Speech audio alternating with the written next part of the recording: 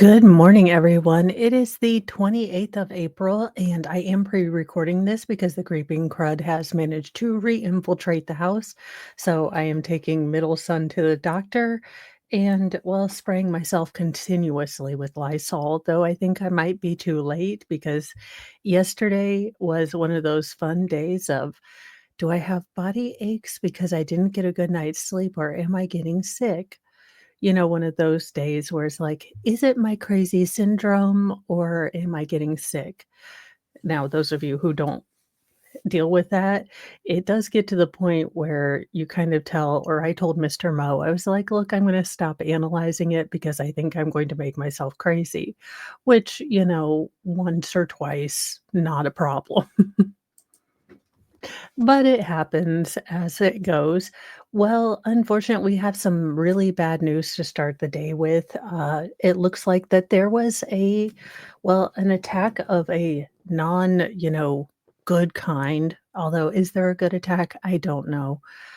There was a suspected Terry attack in Vancouver at a festival, and the suspect was ID'd as Jakai G. Adam Lowe, 30, after at least 11 were killed and dozen more were injured. So this does look like a car versus street festival issue. I mean, tragic, tragic. I know we had Daryl Brooks, and I can't imagine, the footage and carnage that is going on in Canada right now or just what they're dealing with. I know that it was a shocking case over here, so I can't imagine.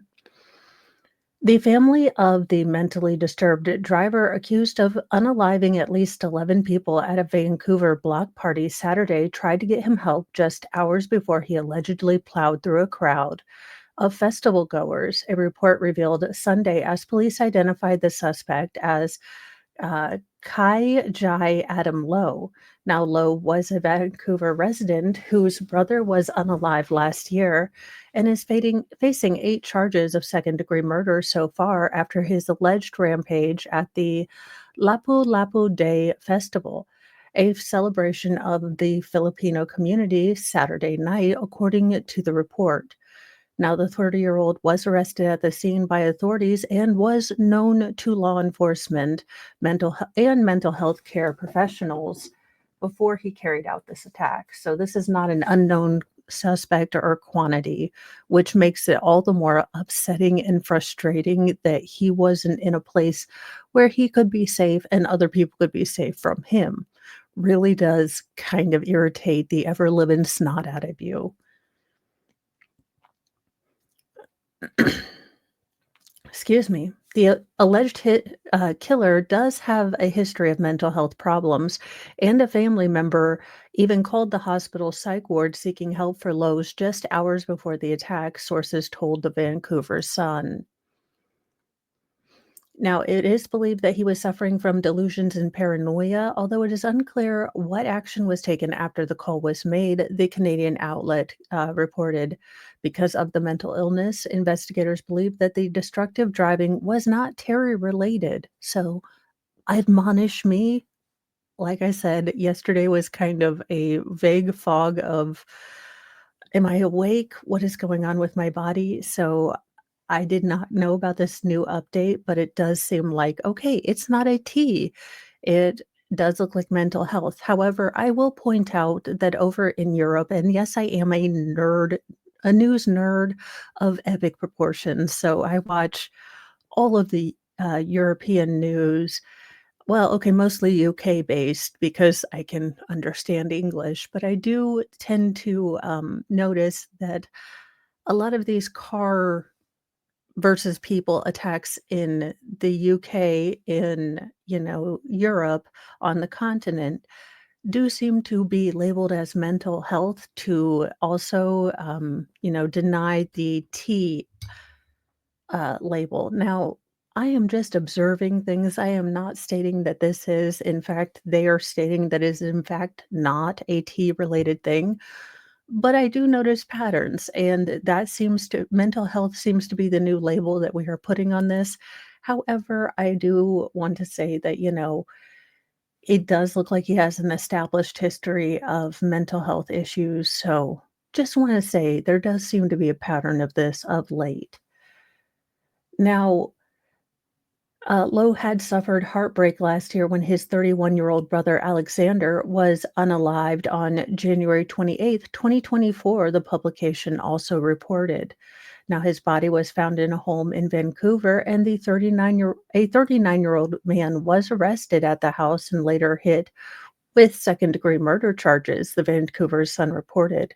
Now more details about the murder were not released by investigators. Again, this is Canada, so they have different rules on publishing, different, legal things that the media can and cannot report on.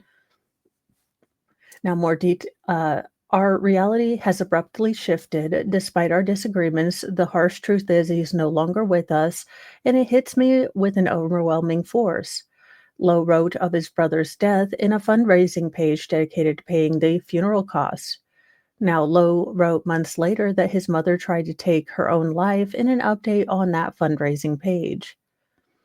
In addition to the 11 people that lost their life on Saturday, dozen more were injured as he allegedly rammed into the crowded party. Unfortunately, heartbreakingly, just soul destroyingly, the youngest victim who lost their life was just 5 years old. The charge assessment is going on, and charges are, anticipated further charges. So it does look like this is not going to be a static charge sort of thing. These charges could evolve. Very, very, fluid case right now. There were no interactions between the police and the alleged perpetrator immediately leading up to this event, Vancouver Police Chief Steve Ray said Sunday. This is the darkest day of our history, he added. Now, Lowe has appeared in court and will remain in custody according to authorities. The victims that lost their life in the attack range from 5 years old to 65. The chaotic scene unfolded around 8 p.m. as the block party was coming to a close, and organizers were starting to take down the barriers that blocked off the street with the festival goer. Now, he allegedly used that opening, Mr. Lowe did, to race down the street in a black SUV, plowing through the crowds and sending victims flying. Quote, "He just slammed a pedal down and rammed into hundreds of people," festival goer Chris Pangolin told CBC. "It was like seeing a bowling ball hit and all the pins flying in the air." So just heartbreaking, terrifying, and hopefully the families can get some answers. And my heart goes out to all the people who lost someone. I mean, just absolutely heartbreaking. And then we come to, well, we've got a volcano problem. Hunga Tonga, a volcano eruption so large its shockwave even reached space, satellites orbiting the Earth. Well, I mean, if you're gonna aim big, disrupt satellites. A volcanic eruption in the South Pacific was so powerful that its shockwaves left the planet and actually reached outer space, according to new research. The 2022 underwater Hunga Tonga Hunga Hapainai eruption, one of the most powerful in modern history, reached all the way into the atmosphere and beyond, shaking space as far up as the satellites orbiting the Earth, according to a paper published in AGU Advances earlier this month. I mean, that would be one of them magazines where they have math equations in them. So, not my particular blend of or brand of magazines, but there you go. I mean, I personally like the magazines with all the celebrity gossip and Bat Boy, but there you go. Now, behind those reverberations were shock waves known as secondary gravity waves, which are generated when the eruption first shook waves, or first shock waves come apart in the sky. Interesting. Science. Who knew? Now, the eruption, which occurred in the waters off the coast of the island of Tonga Tongatapu itself was enormous. The volcano sprayed a roiling cloud of gas and ash at least 31 miles into the air, reaching well above the typical flying altitude of commercial jets and into levels of the sky where most of the weather is generated. Well, there you go. That's big old thing. Hey, show me a graph. It looks really, really impressive. But exactly how the eruption managed to rattle the sky was unclear to scientists, with a phenomenon known as lamb waves, planet hugging waves generated in eruptions, being one of the primary theories before this latest paper proved it wrong. The volcano blew its lid on January 2022 after laying submerged between small islands of Honga Tonga and Honga Hapie. Now, the eruption bridged the water between the two uninhabited islands, forming a landmass between them a bit more than a mile wide. Cool. That land bridge unfortunately later collapsed and fell back into the ocean. So there you go. Land bridges are not apparently all that stable. So keep an eye on them. That's pretty cool. I mean, look, sciencey stuff. I'm such a nerd.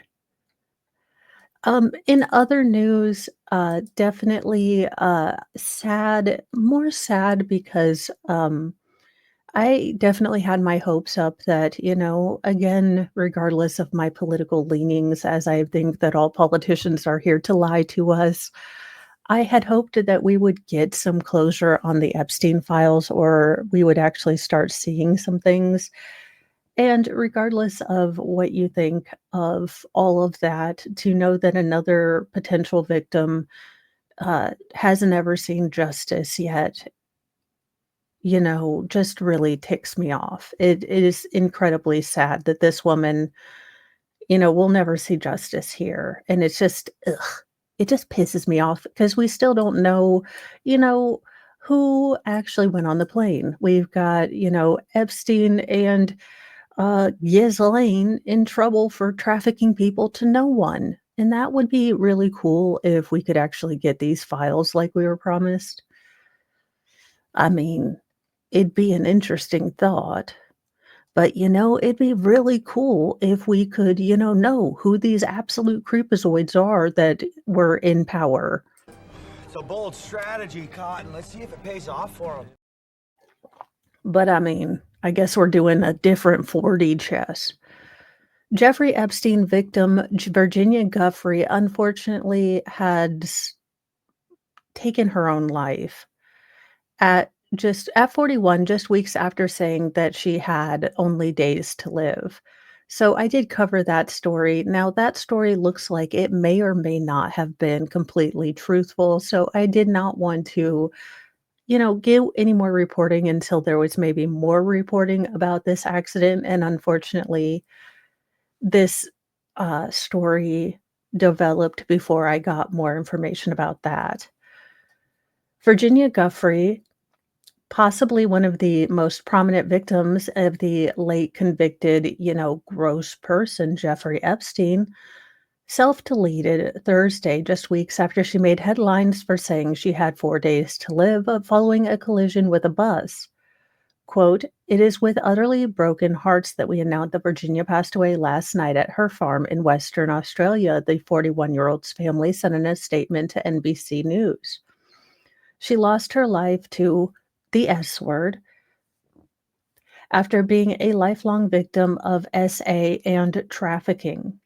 Now, first responders found Guffrey unresponsive in her home near Perth. Local authorities said her death was being probed by major crimes detectives, but the early indications are that it is not suspicious, the BBC has reported.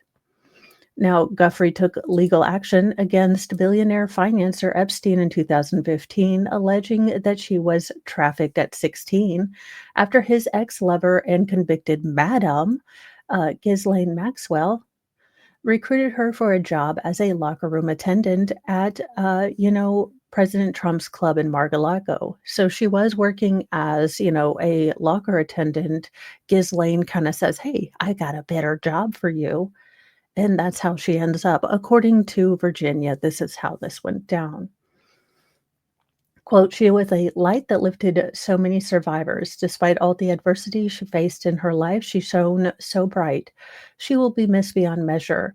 The light of her life were her children, Christian, Noah, and Emily, the family said in a statement to People. It was when she held her newborn daughter in her arms that Virginia realized she had to fight back against those who had abused her and so many others, they added. She was heroic and will always be remembered for her incredible courage and loving spirit. We know that she is with the angels. Now, the mom of three also alleged that she was forced to sleep with disgraced Prince Andrew 3 times when she was 17, including at Epstein's Little St. James Island in New Mexico and in Maxwell's London home, where a notorious photo of her posing with King Charles' brother was taken. Now, allegations have become the biggest scandal to rock the royal family in a generation. Now, Prince Andrew still long denies these allegations, but did settle out of court with his accuser for a hefty $12 million in 2022. Virginia was a fierce warrior in the fight against SA and trafficking. She was a light that lifted so many survivors, her family told NBC News. Now, here is that picture of sweaty, well, Randy Andy, as he's called over in the UK, which can we have fun nicknames? Like UK News is fun. I mean, you guys take the piss out of everyone, and I rather enjoy it. Well, okay, I do like GB News, if I'm gonna be honest. The BBC kind of annoys me, but I mean, that's neither here nor there. That being said, I do like the shouting matches you guys get in on PMQs, so I would love to get that over here. As a child, Guthrie suffered abuse at the hand of a family friend that led her down a dark path and ended with the teenager unfortunately living in the streets, NBC previously reported. Guthrie, who had been living with her young family in Australia in the recent years, made headlines last month when she posted a bruised up, photo of her face on social media, claiming to have been struck by a bus, also saying that she had 4 days left to live. This has been the worst start to the new year, she wrote in the caption. I'm already ready to go, just not until I see my babies one last time. But you know what they say about wishes, Guthrie's caption read. Now, the bus driver, Ross Munns, claims that Guthrie had blown it out of proportion and the bus carrying 29 children merely clipped the Toyota Highlander being driven by a 71-year-old woman with Guthrie in the passenger seat. The driver pulled out in front of me. Excuse me. I made sure she was all right. I went and I did a police report, Munns told the Daily Mail. She was elderly and I asked if she was okay, and she said, yes, I'm okay. Now, Munns further claimed that he didn't even notice a passenger in the car, only learning later when informed by local police about the accident, who were contacted by the unidentified driver the following day. Now, Guthrie later claimed that she suffered years of physical abuse at the hands of her husband, Robert Guthrie. The couple have recently split after 22 years of marriage. Now, Robert Guthrie recently violated a restraining order taken out by Virginia in her home in Perth, according to The Independent. Among Guthrie's bombshell allegations connected to Epstein, she claimed to have seen former President Bill Clinton on the Caribbean island twice, which Clinton has long denied. Now, Epstein allegedly died by his own hand in his cell in 2019 in Manhattan while awaiting trafficking charges. Now, Maxwell was charged with 20 years in prison on trafficking charges in 2022. Her release is currently set for July 17th, 2037, just before she turns 76. Now, Queen Elizabeth stripped Prince Andrew of his royal and military titles, including His Royal Highness, in 2022 after a judge rejected the disgraced royal's attempts to dismiss the Guthrie lawsuit. So, a tragic story of a woman who had terrible things done to her, and it just affected her life from there on. And being brave, speaking out, led her into, the spotlight that maybe she couldn't handle. I don't know. It's terribly sad that 3 children now don't have a mother, and we still don't know the names of any of these jackholes. I mean, just for the love of all that is unholy, you don't have the name of all any of these jackholes? In an update to a story that I had covered, but I did want to wait until, we finally maybe got more information that wasn't, well, hearsay or she said, he said, or all of that. Army Black Hawk pilot in DC crash failed to heed flight instructor's command 15 seconds before the deadly collision. A report is coming out and now showing. So again, this is early days, but these are reports that are coming out with real facts, let's hope. The Army Black Hawk pilot involved in the Washington, D.C. plane crash failed to heed her flight instructor's warning just 15 seconds before the deadly crash that killed 67 people, according to a new report.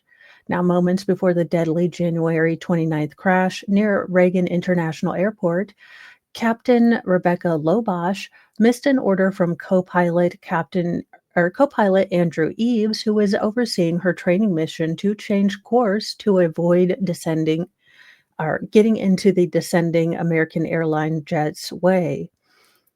Now, along with that error, officials found that the pilots stepped on some of the air traffic controller's instructions, meaning that they accidentally cut him off when pressing the button to talk over the radio, and then likely missed very important information. Now, a key moment occurred at 8:60 or 46 p.m. when Eves requested and received approval for the helicopter's pilots to use their own visuals instead of air traffic control to avoid other traffic. Now, the move is common practice to speed things up, but of course comes with the increased risk that, it's human error. You're not looking at systems, it's your visual acuity. Now, during that moment, investigators believe that Eves and Lobash failed to hear the American Airlines plane was circling because one of them was pressing the microphone key to speak to air traffic control when word came through. So, on those radios, I guess you can't be talking and listening at the same time. Now, just 20 seconds before the crash occurred, the air traffic controller asked the pilot if they had spotted American Airlines Flight 5342, which was coming up on runway 33 where the chopper was approaching. Pat 25, do you have the CRJ in sight? He asked, using the abbreviation for the model of the flight, their aircraft. It was the last communication between the plane and the air traffic controller. Now, technology on the Black Hawk could have allowed air traffic control to better track the helicopter that was also found to have been turned off for that day, a common protocol if the training mission had been for real. But this was a practice mission involving an annual flying assessment for Robosh, who was training as if top congressional officials needed to be flown out of the Capitol under siege. So technically, if this were a real run, you would turn off your transponder because we don't want people know where Congress is going. But since this was a training or exercise, they definitely should have had that on, in my opinion. But I'm not a plane or a helicopterologist, so far be it from me. I'm just a person with an opinion. I have no formal backing in avionics or aviatrics or anything but theatrics. I really don't have expertise in. Now, Brigadier General Matthew Brayman, the Army's Director of Aviation, said it was clear that simple or multiple factors contributed to the deadly crash. Quote, I think that we will find in the end that there were multiple things that had any one of them changed, it could have well changed the outcome of that evening.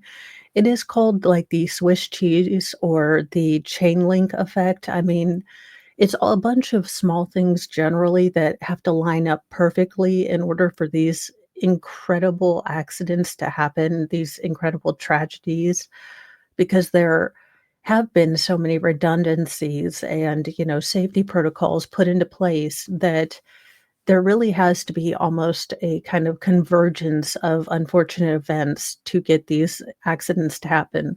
Or at least that's what it's supposed to be, but it feels like Tuesday lately. Like, why? Because it's Tuesday.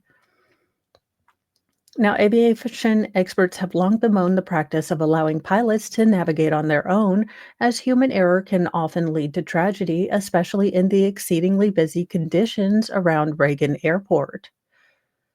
Transportation Secretary Sean Duffy has since openly criticized the longstanding practice and vowed to get rid of it as he likens it to threading a needle. There was also an apparent discrepancy between the two of the three Army pilots aboard the doomed chopper about what altitude they were flying at.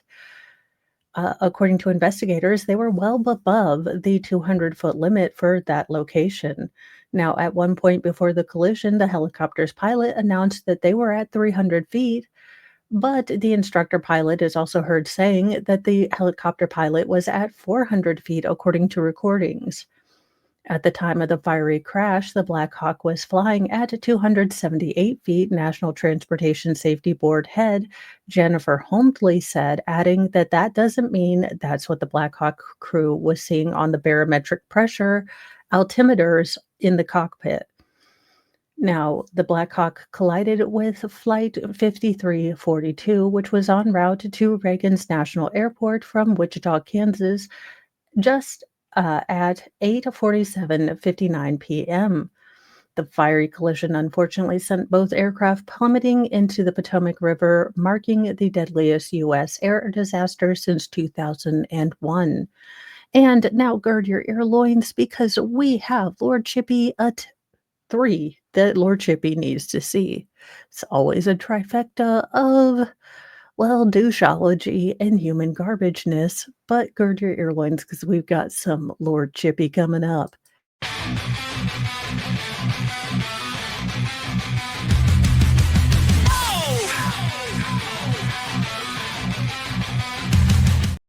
Now, what in the hell am I reading here? This absolute just human hurricane of destruction over here.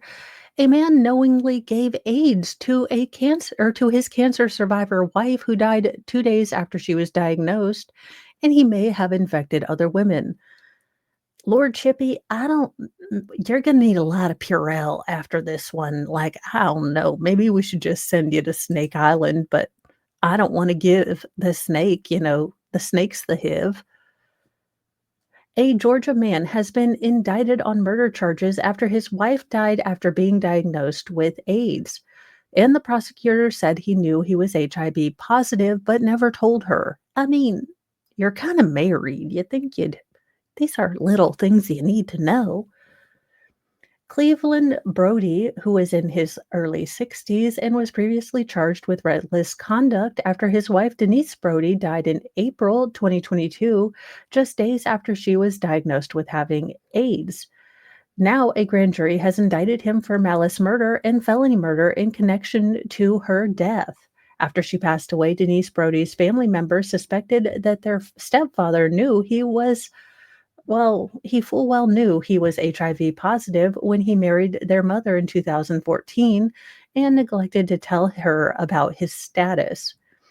WAGA, a local Fox affiliate, spoke to the family who hired a private investigator to look into the life of Cleveland Brody that he had before he joined their family. Now, Denise Brody was also battling cancer in the last years of her life. She had been diagnosed in 2017, according to WANF, a local CBS affiliate, and then went into remission. Unfortunately, the cancer returned in 2019, and Denise Brody again beat it. She remained, of course, unfortunately, ill, and she couldn't understand why that was happening. When she went to a different hospital for treatment, new tests were administered, revealing that she also was dealing with the AIDS, with the AIDS. I mean, who the hell does this shit? I mean, what kind of trash bag, garbage, dumpster water, like soggy Cheeto human behavior do you have to do this?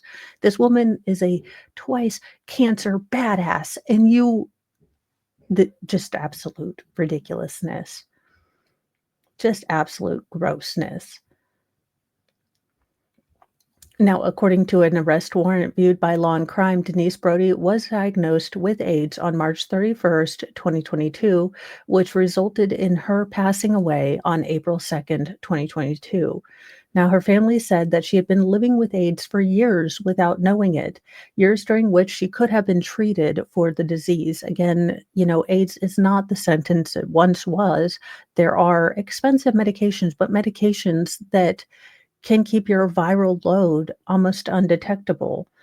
I'm not a scienceologist. I'm not an AIDSologist. Talk to your doctor. I'm not good. I do not take medical advice on the HIV from me, okay? That being said, I do know there have been advances, and it is not the death sentence it was when AIDS was first, found out, when we were first learning all about this. Now, according to her daughter, Karen Young, Cleveland Brody never told the family or his wife that he had HIV. According to Young and what she told to WAGA, there was malice in what he did. At any time, he could have told her and given her the right to make the decision to stay with him. Not that she would have. Now, court records show that Cleveland Brody faces 3 charges of reckless conduct related to his wife's death, all filed in 2023.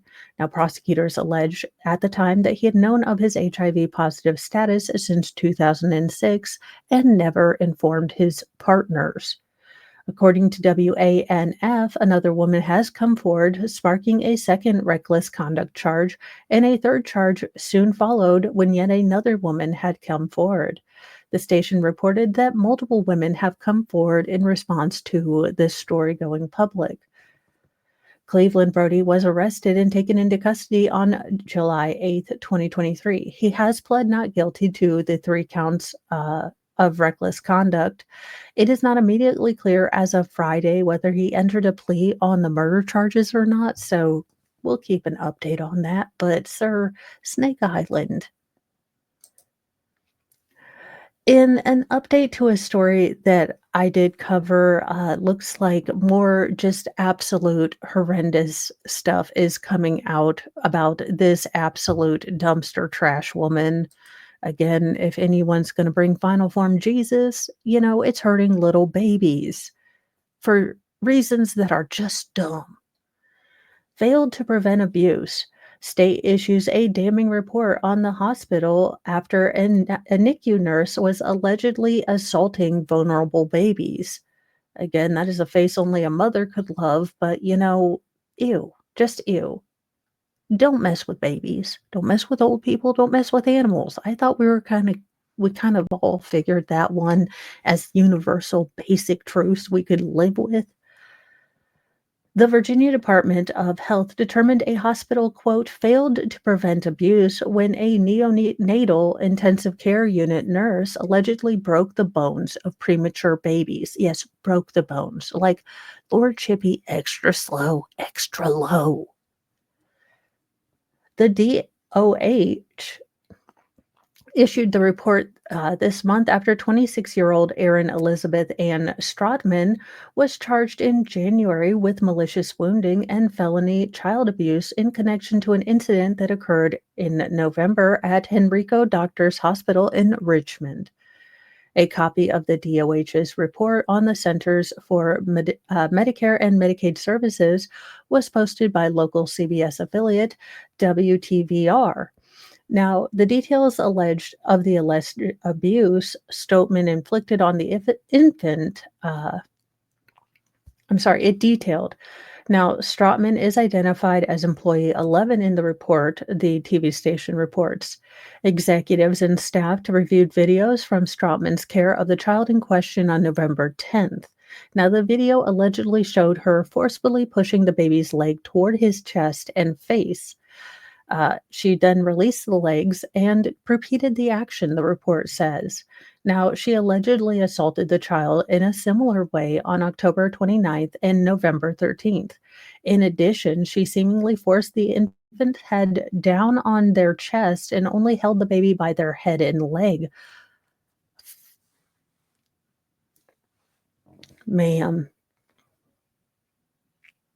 you better hope Gen Pop just keeps you there 'cause do not. You are no longer, like, excommunicated from female, excommunicated from home human, like, we don't she doesn't go here. Mm-mm, we don't claim her, no. Now, the infant was obviously impacted by her actions, as shown by the infant's heart rate increase and decreased oxygen levels.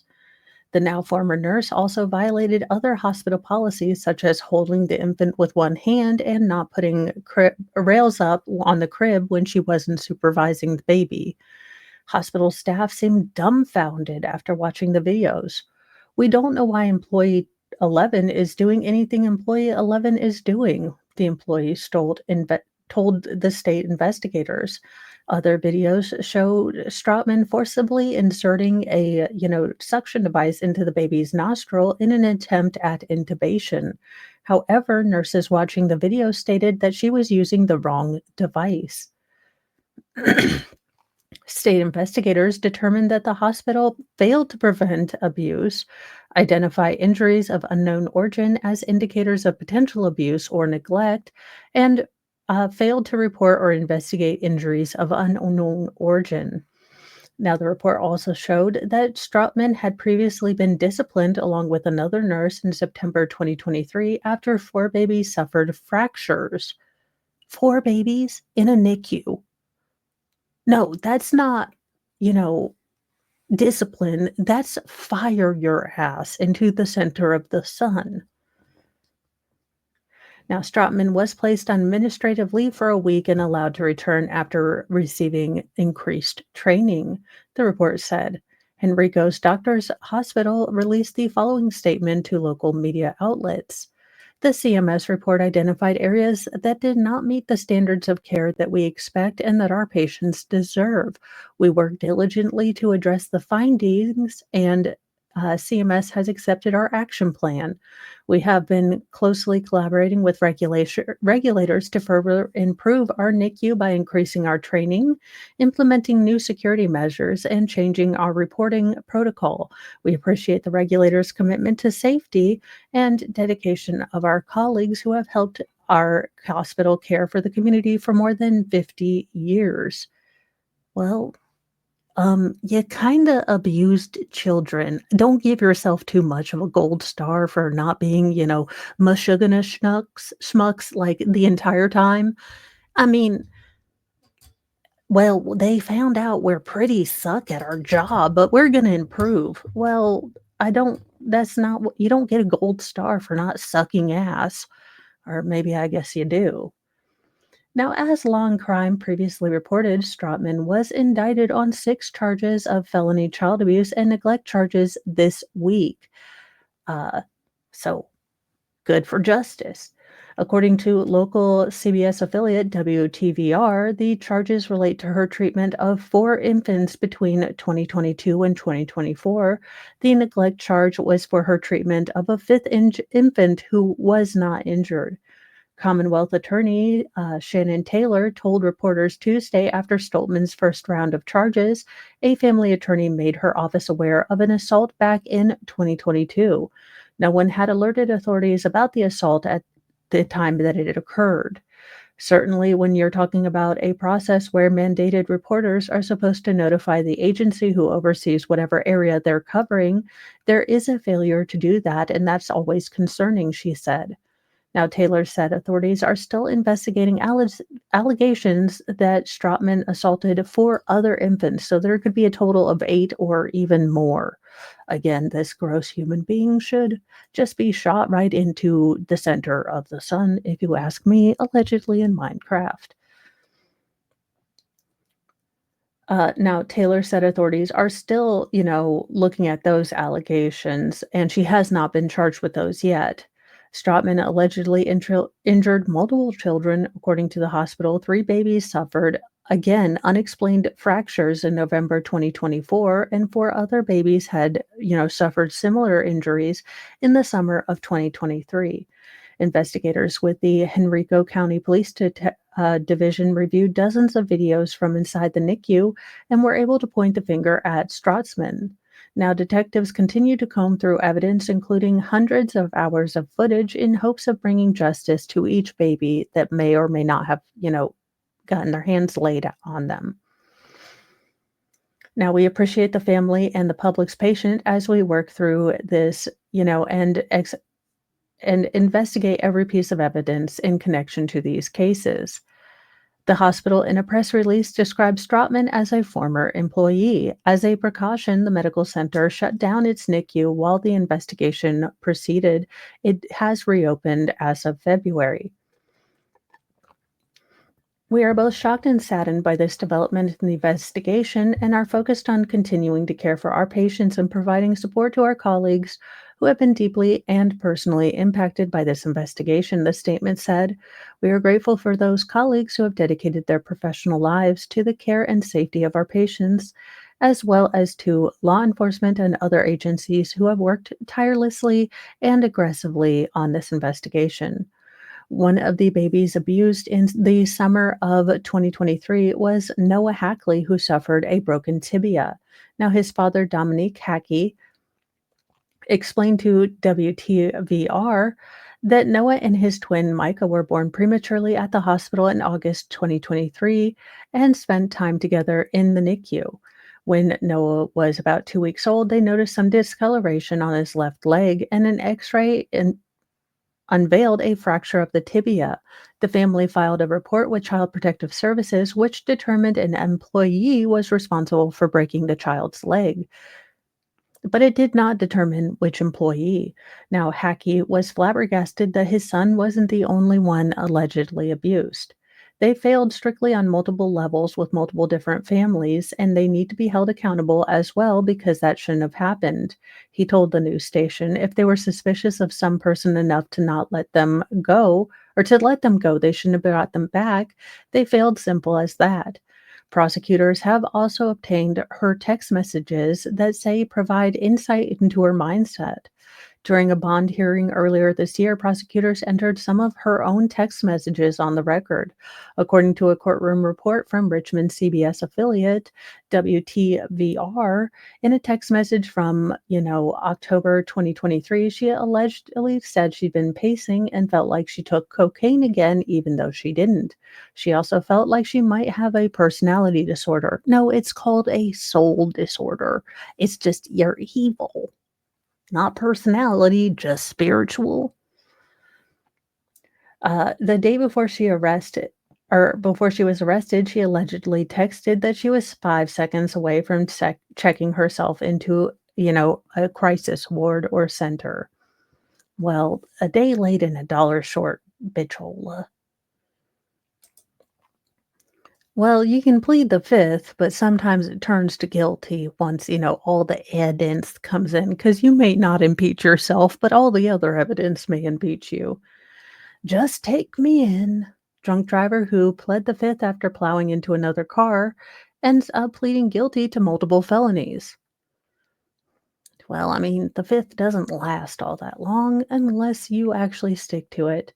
A California man who told officers to, quote, just take me in while being questioned after a car crash in 2023 pled guilty to charges against him and is now headed to prison. In Tulare County, the district attorney's office announced in a press release on Thursday that Maxwell Barrios, 28, pled guilty in February to a felony DUI causing injury. Felony DUI with a BAC 8% or .08 or more, and felony driving under the influence of alcohol, drugs 2 years after he crashed his Honda HRV into a car carrying two women. Now, both women did survive, but suffered massive injuries, according to the DA. At the scene of the crash, the DA stated that Barrios drunkenly told the officers to just take me in after he pled the fifth. Now, according to the DA, the crash occurred at around 2:20 a.m. on April 2nd, 2023, in Tulare, California, in California's Central Valley. Barrios, driving the red HRV, brutally rear-ended a Dodge truck at a high rate of speed that then flipped the car over with so much momentum it ended up on its back wheels. Now, the women inside were not identified, but were both taken to an area hospital with life threatening injuries. While both victims suffered, various non life threatening injuries, one of the women ultimately had to have one of her arms partially amputated. Now, the DA stated that she has already undergone 10 surgeries related to her injuries from the crash, with more scheduled, and the other woman required extensive surgery on one of her hands. Now, while Barrios was receiving medical attention after the crash, the DA said that he was slurring his words and wanted to apologize to the victims. He also said that people told him not to drive drunk before he got behind the wheel that night. It was later discovered that he had a blood alcohol content of 0.23, well above the legal limit of, 0.08. He also was a little high. He was high, with levels of delta 9 THC in his system. After pleading guilty February 25th to all charges against him, he was sentenced on Wednesday to 4 years and 4 months in state prison. Not terribly. I mean, a woman lost the use of her arms. She's still got much more surgery to go through, but he got 4 years. Such a, just such a kick in the tit, really. I mean, these women could have both died, but okay. Now, honorable mention goes to this douche canoe, this, Jim Brewer eyes, wannabe. A former Disney employee has been sentenced to 3 years for hacking menus to remove allergy information and adding profanity. Well, I mean, I guess if you want to be a little, trolly troller, just make sure people don't know about health concerns. A judge sentenced former Disney World employee to 3 years in prison after he hacked into the park's menu system to remove peanut allergy information and adding profanity and changing the fonts. Michael Schurer of Winter Garden, Florida, will serve 3 years in federal prison and must forfeit his computers. Also, pay, let's see, $687,776.50 in restitution to victims, according to Fox 35. Well, you'll see all of a dime for this from this guy. Now, he did plead guilty to the charges in January. He had worked as a menu production manager for Disney and was responsible for the creation and distribution of all restaurant menus, including the digital ones. Fox 35 reported. Now, he was terminated on June 13th, 2024. His firing was contentious and not considered amicable, according to a federal complaint, which alleged that Schur had made several menu changes that threatened public health and safety, according to the outlet. Now, the complaint stated that he added profanity and changed the pricing of some items on the menu. He also sent multiple login requests, which prevented more than a dozen employees from being able to access their accounts and systems. Now, none of his changes made it to the printed or digital versions of the menu, but the company did state that the damages were in excess of $150,000. Now, the FBI raided his home on September 30 or 23rd and seized at least four computers. Now, he initially denied any involvement or wrongdoing when questioned by the FBI, alleging that Disney was attempting to frame him because they were worried about him and the conditions under which he was terminated. Now, attorney David Haas, who represents Schuer, said his client had a disability that impacted his employment at Disney. He had a medical event that resulted in him being suspended, Haas said. Disney then failed to respond to his inquiries about why he was suspended, and then his suspension was inexplicably changed to a termination. Disney refused to provide a response as to why he was fired and made no accommodations for him, Haas continued. He was he has subsequently filed an EEOC complaint, and I look forward to vigorously representing my client's side of the story. Now, he was originally charged with one count of knowingly causing the transmission of a program, information code, or command to a protected computer and intentionally causing damage without authorization in excess of $5,000. So, it'll be interesting to see where this one lands. Sounds like he got fired and he decided to go, scorched earth on Disney, and Disney doesn't take kindly to that, which, I mean, in a heartwarming story, because we have heard a lot of dumpster human stories today, I thought we needed a good story. A sister gets her 5-month-old brother out of foster care and promises he is never going to live the life I had. What a good story. Growing up in and out of the foster care system for most of her life, Chelsea Reeves was determined to get her youngest brother out of the system and into her care.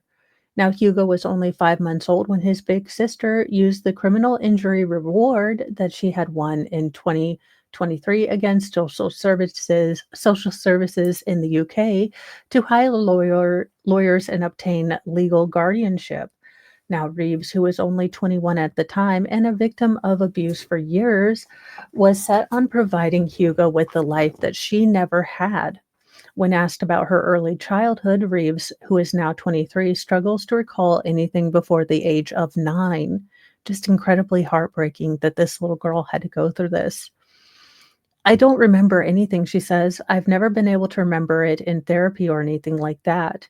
She recalls only fragments, stories attached to old photographs, but nothing concrete. It was in 2011 that the abuse became something she remembered vividly after being placed into a foster care home under Gary Teague. Quote, I was abused horrifically, she reveals, and then she was ultimately sent back to live with her biological mother. I ran away to my nan's because I didn't want to live with my mom and it wasn't safe. Now, Reeves came forward a year later, revealing the horrors she had faced in foster care, but was met with doubt rather than support. Social services just said, like, she's never believed me about anything. In 2016, at the age of 14, Reeves was placed back into the system, but one call changed everything. We got a phone call to basically say they had reopened my case because there had been 12 other children that had come forward over the years with similar things that had happened to them at these care homes. Her case moved to family court, and the first step was preventing her abuser from fostering or adopting other children. Though she won that case, the process was grueling. It was absolutely horrific, she said, basically being told by professionals and the police that you're lying and it never happened to you. The emotional toll was immense, sapping her adulthood in ways she never expected. What I went through as a child was so horrific in foster care that I was such a closed off negative person, Reeves said. I started having behavioral issues, I was anxious, and I suffered PTSD from it. A year after battling out in family court, the court moved this case to criminal court, where she finally found a semblance of justice. According to Kent Online in 2017, Teague was sentenced to 22 and a half years in prison with the additional 4 years to serve on license. So I think that's like parole, but I will double check, or probation, but I think that's the same thing. So basically, he's got 22 years in prison plus 4 years where he'll be closely monitored and supervised.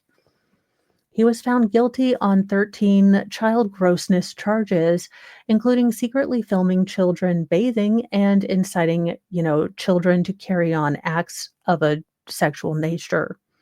He was also convicted of attacking children as young as 3 years old. But even after her abuser was imprisoned, Reese felt that justice was incomplete. Absolutely. They put me in the care of him. They didn't believe me.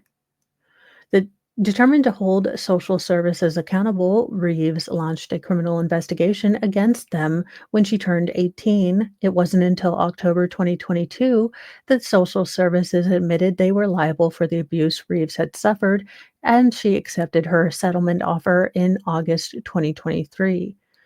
That's when I felt like I got my justice because, yes, the person that abused me got sent down and is in prison, but I also still held on to the fact that social services, they dropped the ball and abused me as well because they were meant to protect kids and look after them. As a result, she was determined to get her brother Hugo out of the system, a process that nearly tore her apart.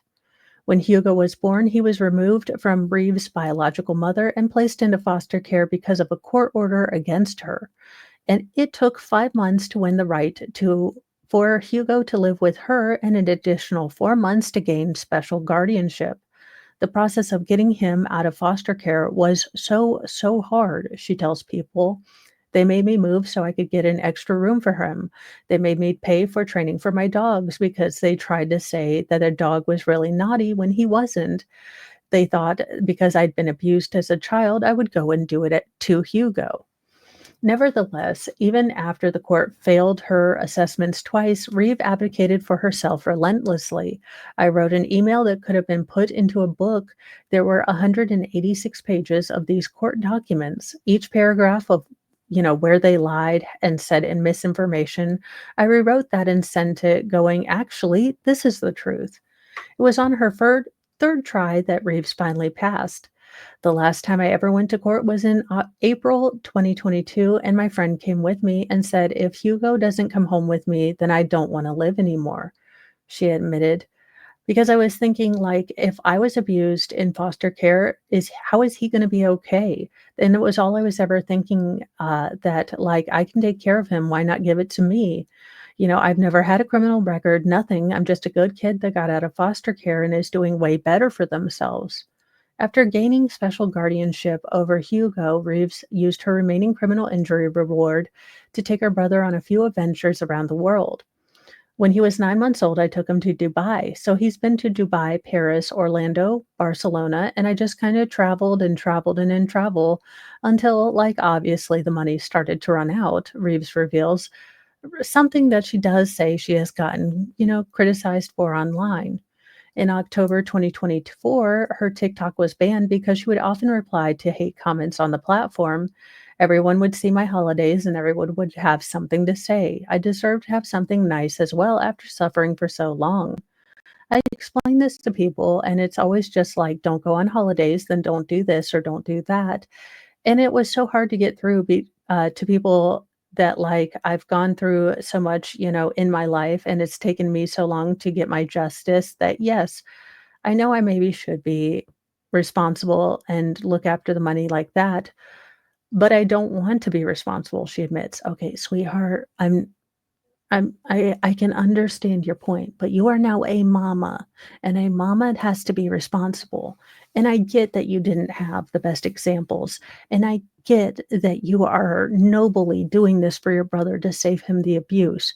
But sweetheart, when you become a parent, you can't indulge your inner child as much as you used to because you have an actual child. And I am not saying this to negate any of the bullshit that the absolute dumpster fire you had to walk through. But you have to mirror to your son now that life is going to throw you things. Life is going to kick you in the left tit, but it's how you stand up, dust yourself off, and go forward. One or two trips, I can understand.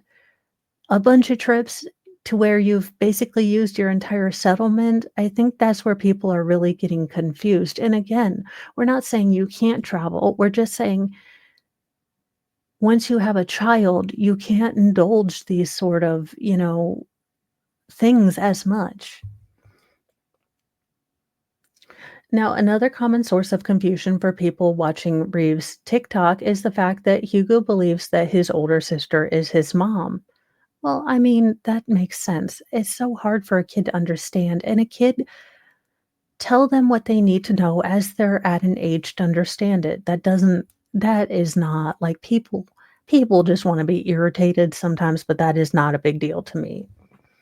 Now, Reeves does reveal that early on she found it odd letting her little brother call her mom, especially when she hadn't given birth to him. However, a social worker once warned her that as Hugo grew older, he might wonder why other kids had parents pick them up, and that his confusion could lead to emotional distress, that kind of thing.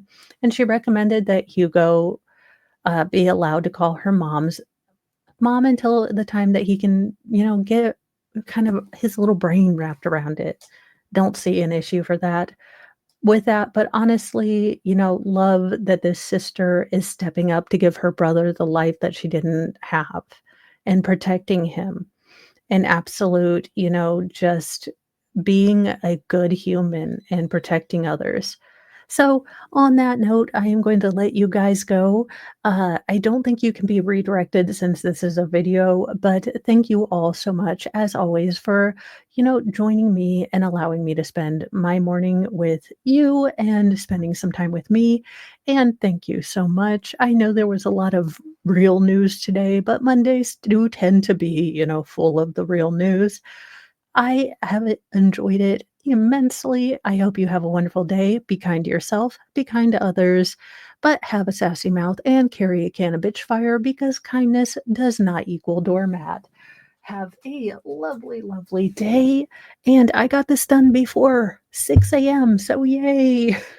I am actually being a fully functional adult, and it might confuse the hell out of me, but mark this day on your calendar. Bye, you guys.